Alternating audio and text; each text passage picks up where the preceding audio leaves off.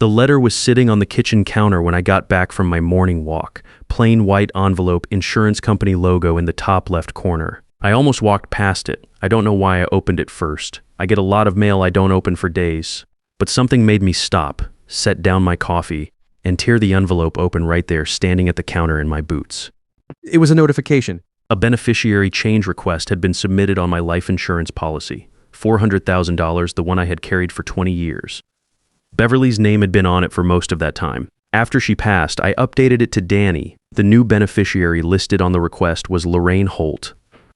The signature on the authorization form was my son's. I read it twice. Then I sat down at the kitchen table and read it again. Danny hadn't mentioned this to me. Not once. And I knew my son, if he had decided to update his father's life insurance paperwork before his wedding, he would have said something. He would have brought it up the way he brought everything up directly without much preamble. That was just who he was. He didn't do things sideways. I called him that evening, kept it easy, asked about the rehearsal dinner planning, asked how the venue walkthrough had gone, asked about his week. We talked for 20 minutes. At no point did he mention any insurance paperwork. I did not sleep that night. My name is Philip Nolan. I'm 63 years old. I spent 35 years running a construction business in Hill Country, Texas. Built it from the ground up starting in my late 20s, sold it 4 years ago, and now I live on the property my late wife Beverly and I put together outside of Austin. Beverly passed 3 years ago, pancreatic cancer, fast and brutal, and nothing about it was the way you imagine those things going when they're still theoretical. Before she died, she asked me to do 2 things: stop working 7 days a week and pay attention to Danny, not in a way that kept him small. She was clear about that. She meant the other kind of paying attention, the kind where you notice when something doesn't add up, where you stay awake even when it would be easier not to. I hadn't always been good at the second one, but I was trying. Danny met Lorraine at a work event in Austin about 16 months before the wedding date they eventually set. He called me 2 days after that event, and I could hear something different in his voice before he said a word. He was 32. He'd been careful with his heart for a few years after a relationship that ended badly. Lorraine was 34. Worked as an independent financial consultant. Grew up in Nevada. She was calm, he told me, smart, asked good questions and actually listened to the answers. The first time I met her was at a dinner Danny organized at a restaurant in Austin about 2 months into their relationship. She was poised, well-dressed without being flashy, and she had a way of making whoever she was talking to feel like the center of the room. She asked about my business background with what seemed like real interest. She was attentive to Danny in a way that looked completely natural. I drove home that night and sat in Beverly's old reading chair for a long time. Something felt like a performance. That's the only way I can put it. Nothing she said was wrong. Nothing she did was wrong. But there was a quality to her attention that reminded me of someone running a script rather than actually talking to you. I've sat across from a lot of people in 35 years of business. You develop a feel for when someone is really there and when they're executing. I told myself I was being difficult. Beverly would have said the same. I kept the feeling to myself. They dated for 14 months before he proposed. She called me from a restaurant parking lot in Austin after it happened, and I told her I was glad for her. That part was true. I wanted very much for it to be completely true. The engagement party at Danny's place was 6 weeks after the proposal. Lorraine had organized most of it. She was good at that kind of thing. Details, logistics, making everything look effortless. Garrett was there that night. Her older brother, 38 years old, broad-shouldered, the kind of easy confidence that comes from knowing how to work a room. He introduced himself as a real estate investor. We shook hands. He asked good questions about the Hill Country property market. I answered them. I drove home and sat in that chair again. Then the letter arrived. I spent that sleepless night going over it the way I used to go over contracts when something felt off. The signature on the authorization form had Danny's name on it. But I had seen Danny's signature on enough things over the years. His checks, documents he'd asked me to look over, birthday cards. This one had the right general shape, but something in the flow of it was slightly off. Too careful. When someone signs their own name, they don't think about it. They just sign. This looked like someone thinking about it. The next morning I called Judith Crane. Judith had handled our family's legal work for 15 years.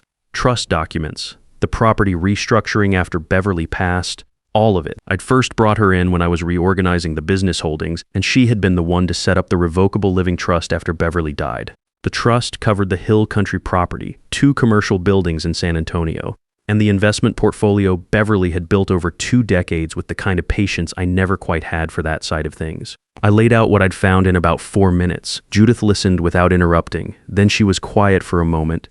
She told me that if someone were to gain co-trustee access or named beneficiary status on the trust, they could, with the right paperwork and timing, initiate asset transfers before any legal challenge could be mounted. I asked how fast, depending on access to account numbers and signing authority. She said it could happen in a matter of days if everything was staged in advance. Possibly less. What would they need? A marriage certificate, Danny's signature on the modification paperwork, and access to the trust documents themselves, which would include all the account numbers. She paused and then said that those documents were kept in the filing cabinet in my home office, which Lorraine had been in more than once when she and Danny visited.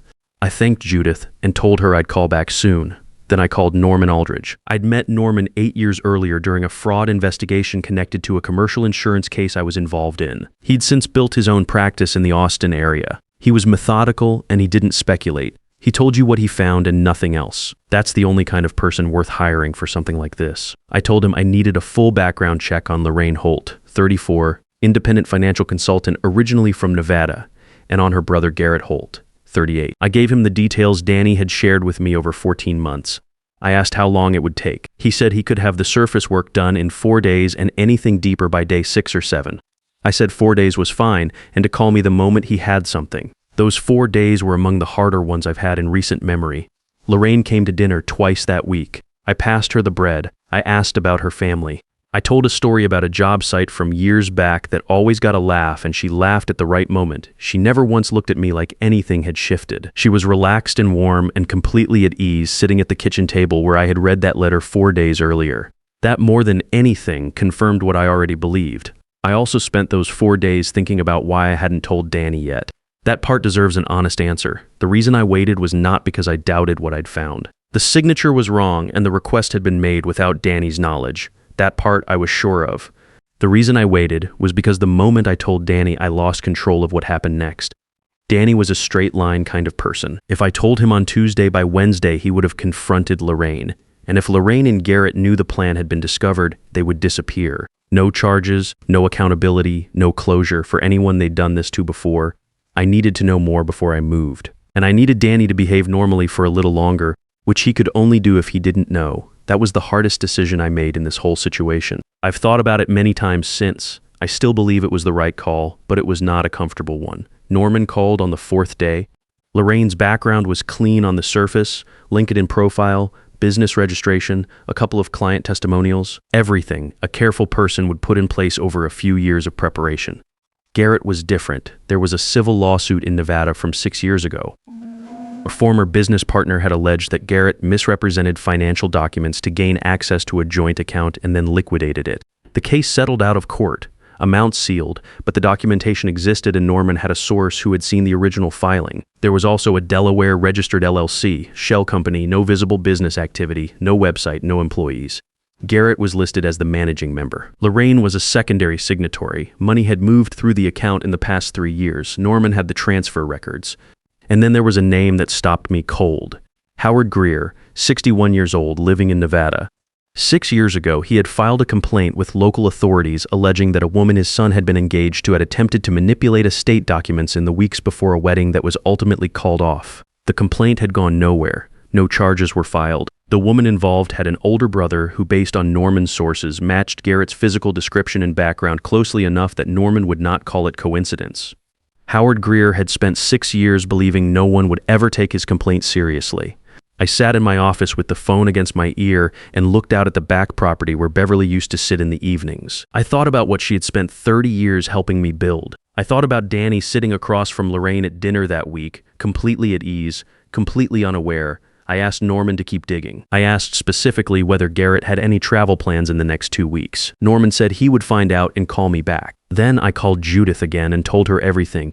Judith listened to everything without interrupting. When I finished, she was quiet for a long time. Then she said things I won't repeat in full because she is a composed professional and she was not composed. When she was done, she told me she had a contact at the FBI's Financial Crimes Unit and that the documentation Norman had assembled was likely sufficient to open a formal investigation.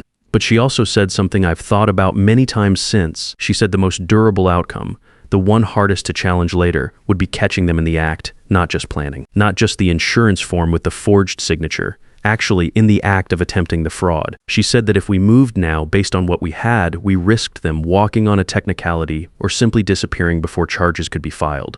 I told her to make the call to her FBI contact. I told her I would handle the rest. Norman called back the following evening. Garrett Holt had booked a room at the boutique hotel in Austin where we were holding the rehearsal dinner. He was registered under a guest name I didn't recognize. Lorraine had added him to the event coordination list through the wedding planner, listed as a legal consultant reviewing the venue contract. He was not reviewing any venue contract. The rehearsal dinner was 9 days away. I sat with that information for about an hour. Then I called Danny. I told him I needed to see him in person. I told him to come to the Hill Country property the next morning and not to mention the visit to Lorraine. I said I had some paperwork from the estate I needed to go over with him. That was true enough to say without lying. He arrived at 8 in the morning. We sat at the kitchen table with coffee and I told him everything. All of it. The insurance letter, the forged signature, Norman's findings, the LLC, Howard Greer. Garrett's hotel booking. Danny sat across from me without speaking for a long time after I finished. Then he said, very quietly, "How long have you known?" I told him 10 days. He nodded slowly. He didn't look angry at me for waiting. He understood why I'd done it. Or if he was angry, he set it aside because he could see the bigger picture clearly enough. That told me something about who my son had become. What he looked was hollowed out. 16 months. He'd spent 16 months building something he believed was real. He'd proposed. He'd planned a wedding. He'd introduced her to everyone he cared about, and the whole time she had been running a calculation. I didn't try to fill the silence. There wasn't anything to say that was going to help in that moment. After a while, he asked me what I needed him to do. I told him I needed him to go home and act normally. Keep responding to Lorraine's messages the way he always had. Keep showing up to the pre-wedding events. Give no indication that anything had changed. I told him it was a lot to ask. He said he understood. He stood up to leave and then stopped at the door. He asked me if I thought she had ever felt anything real.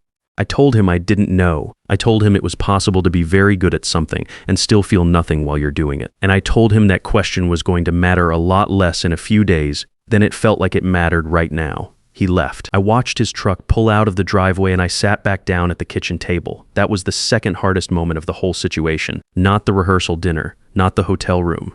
That morning, watching Danny drive away carrying something heavy that I had put on him and could not take back. The next 8 days moved the way those kinds of days do, slow in the middle and then suddenly fast. I met with Judith and her FBI contact, Special Agent Sandra Merritt, at a nondescript office in downtown Austin 3 days before the rehearsal dinner. Agent Merritt was composed and methodical.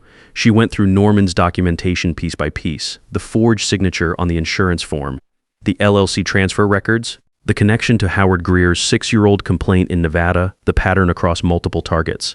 She told me they had enough to open a formal investigation and enough to justify intervention at the rehearsal dinner if Garrett and Lorraine could be caught in possession of the trust modification documents. She asked if I could confirm Garrett would have those documents with him at the hotel. I told her about the folder. Norman had found through his sources that Lorraine had been in communication with a document preparation service in Nevada 2 weeks earlier. The trust modification paperwork, with Danny's name pre-filled on the signature lines, had been prepared and sent to Garrett. He would have it at the hotel. Agent Merritt said she would be there. I asked Norman to get me a small digital recorder, the kind that fits in a jacket pocket and runs for several hours on a single charge. He dropped it off the following day. The rehearsal dinner was on a Friday evening at the boutique hotel in Austin, private dining room overlooking Lake Travis. Danny had put real care into the night. 40 guests, immediate family, and close friends, the kind of event that under any other circumstances would have been a good night. He made a toast to Lorraine that was warm and specific and completely genuine.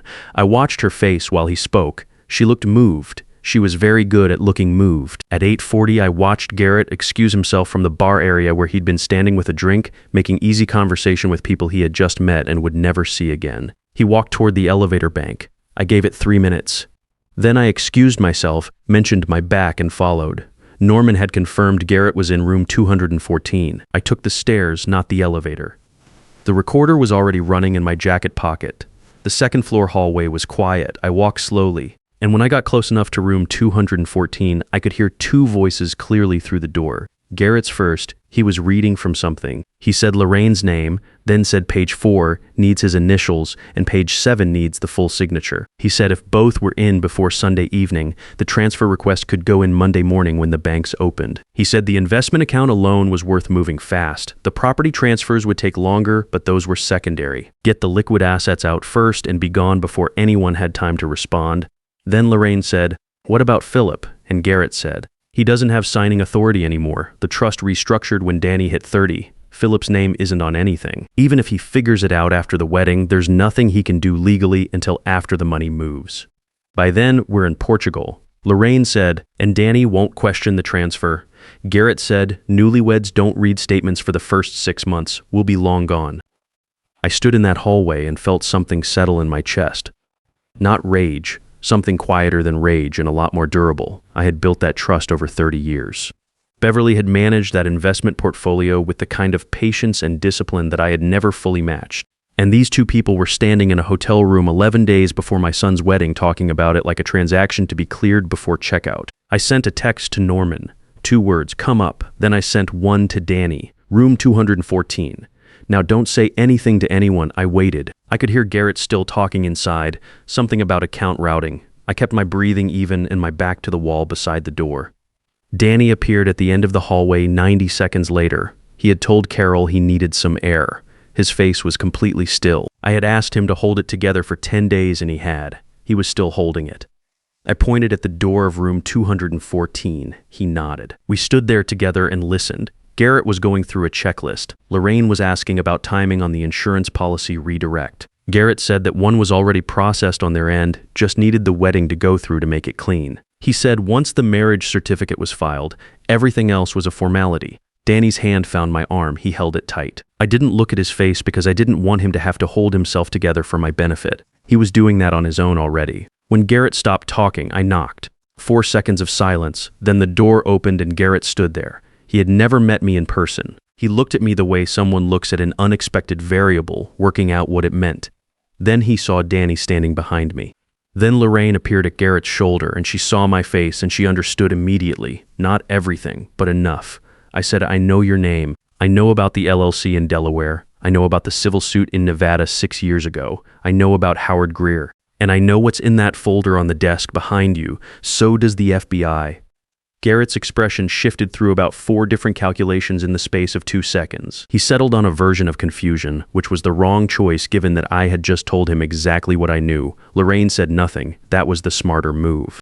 Danny stepped forward and looked past both of them at the desk near the window. There was a folder sitting open. He could see his own name printed on the top page. He stood there looking at it for a moment, his name, pre-printed, on documents he had never seen and never signed. A signature line waiting on page 7 for a wedding that was now 11 days away. I watched him look at that folder and I watched something shift in him, not break. Shift.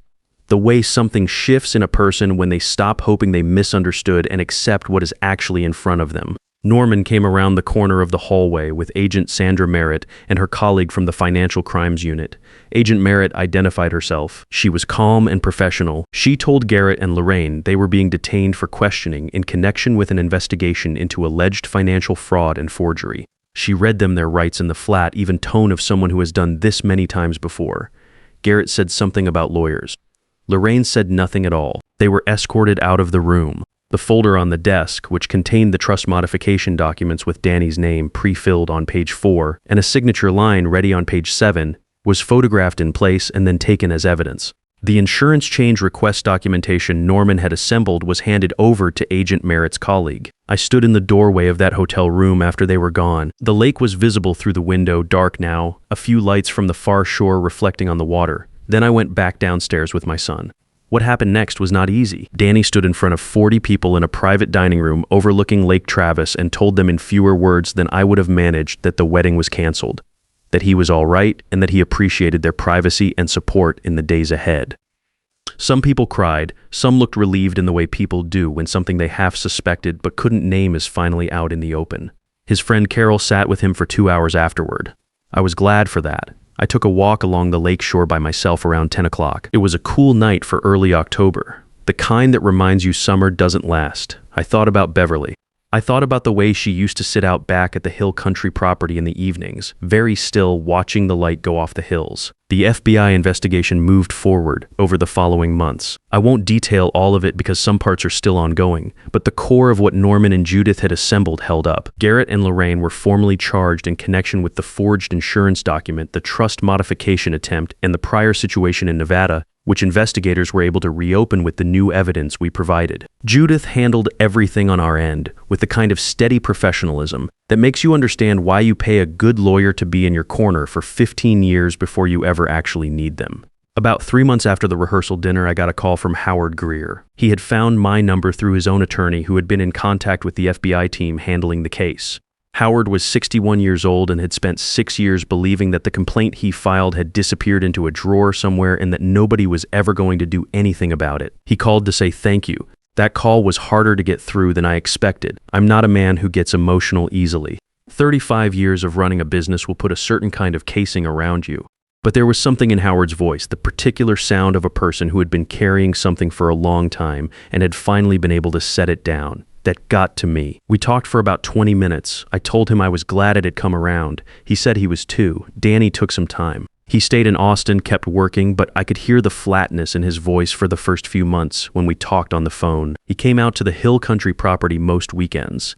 We'd sit out back after dinner in the old chairs Beverly used to love and talk about whatever came up. Sometimes the situation, mostly other things. The construction project he was managing, a trip he was thinking about, the neighbor's dog that kept getting into my garden. About 4 months in, he asked me how I had stayed calm through all of it. Through the dinners, through watching her at the table, through the whole 10 days of knowing and saying nothing. I thought about that for a moment. I told him it wasn't exactly calm. I told him it was more that I had learned a long time ago from 35 years of negotiating contracts and working through problems, that showing your hand early almost never ends well. You gather what you need, you get the right people in place, and then you move when the moment is right and not before. He was quiet for a bit. Then he said, she was good at it. She was. I told him that directly. I didn't soften it or qualify it. 16 months is a long time, and she had been consistent and convincing for every single one of them. The fact that she fooled him did not mean he was naive. It meant she was skilled at something that most people never encounter in their lives and therefore have no reference point for recognizing. He nodded at that. It seemed to help. I told him what I actually believed, which was that the part of him that had noticed something over those 16 months, the small hesitations he had mentioned to me once or twice without ever following through on them, that part had been working correctly. He just hadn't had enough information yet to know what it was pointing at. That's usually how it goes. The feeling shows up before the evidence does. About 6 months after the canceled wedding, Danny called me on a Tuesday evening. He had been back at full speed for a couple of months. He told me he had started running again, something he had let go during the relationship. He told me he was thinking about a fishing trip up near Fredericksburg. And then, carefully, he told me he had met someone, not in a way that was anything serious yet. Just in a way where the possibility of something serious didn't seem out of reach anymore. Tell me about her, I said he did. He described her the way you describe someone when you're actually paying attention to them rather than just being dazzled. Specific things. The way she talked about her work, the way she had told him on their second meeting about a project that had gone badly wrong and what she had done about it. He was watching. I could hear it in every sentence. That's good, I told him. Keep watching. I know, he said. I will. After we hung up, I walked out to the back property and stood where Beverly used to sit. The hill country in April is already warm, the cedar and live oak filling back in, the hills going green again after the dry months. I thought about what Beverly had asked me to do. Pay attention to Danny. Not the kind of attention that keeps a grown man small. The other kind. I thought about Howard Greer, who had done everything right and still waited 6 years to be heard. I thought about the folder on that desk in room 214, with my son's name already printed on the page. If you are reading this and you have someone you love moving toward a commitment that doesn't sit right with you, I want to say something plainly. That feeling is information. The quiet sense that something doesn't add up is worth one phone call, not an accusation, not a confrontation. Just one call to someone who knows how to look. You don't need to be certain, you just need to be paying attention. The people who do this for a living count on the people around their targets, staying polite and staying quiet. The best thing you can do is refuse to do either. Your instincts are not paranoia. They are the part of you that has been watching longer than your conscious mind has. Trust them early enough to act on them. I almost didn't. I won't make that mistake again.